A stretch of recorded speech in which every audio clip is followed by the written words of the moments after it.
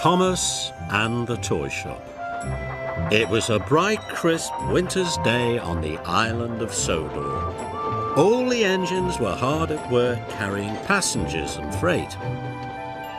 Thomas was very excited. He had a special job to do. The toy shop was to have a grand opening for the winter holiday season. The workers at the toy factory had worked hard to make lots and lots of toys in time for the grand opening. Thomas's job was to take the toys from the factory to the toy shop. It was hard work, but Thomas was enjoying it. He felt really useful doing something so important. And he was looking forward to seeing the children's happy faces. On the day of the grand opening, the Fat Controller came to Tidmouth Sheds.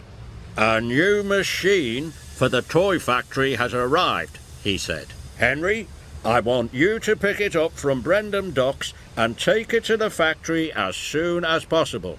And while you are there," he added, "you can take the last load of toys from the factory to the toy shop." Thomas was disappointed. He thought that was his job. Maybe he could pick the children up after school and take them to the grand opening.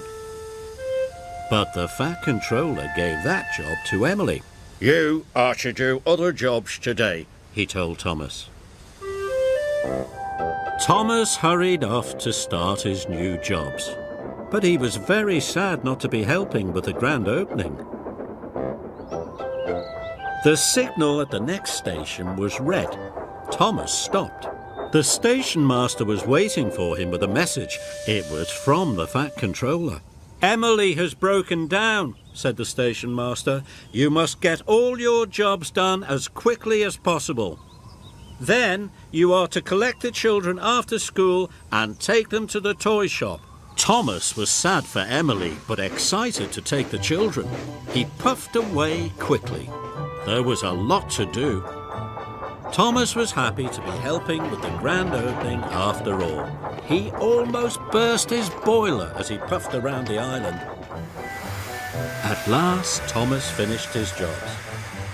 He picked up Annie and Clarabelle and steamed off to collect the children.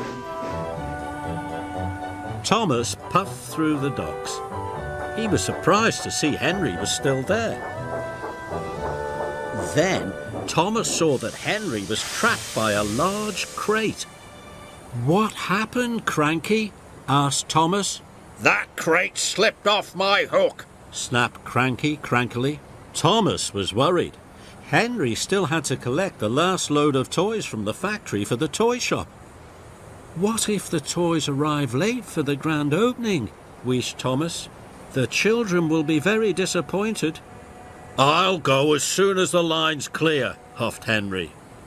"I know," puffed Thomas excitedly. "I can collect the toys from the factory, then I'll pick up the children." "You won't be able to pull all the trucks of toys as well as Annie and Clarabelle," said Henry. "Don't worry," Thomas whistled. "I can do it." And he puffed quickly away. There was very little time left before the grand opening. Got to hurry, puffed Thomas. Doing our best, chanted Annie and Clarabelle. At last, Thomas reached the toy factory. He was coupled up to a long train of trucks, and he set off for the toy shop. Thomas had been working hard all day, and he wasn't used to pulling such a heavy load. "It's very hard work," he puffed. You can do it, sang Annie and Clarabelle. Soon Thomas was steaming up Gordon's Hill. Must get to the top, he huffed.